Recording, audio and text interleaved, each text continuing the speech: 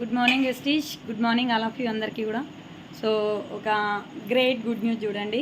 మన Vestige supplements మేము ఇక్కడ బనగాన్పల్లి అవుకు దగ్గర మేడం పేరు వచ్చేసి చంద్రకళ మేడం. సో మ్యారేజ్ అయ్యి 9 ఇయర్స్. సో మేడంకి పిల్లలు కాకపోతే మన వెస్టీజ్ సప్లిమెంట్స్ ఇవ్వడం జరిగింది. సో రిజల్ట్ మేడం మాటల్లోనే విందాం.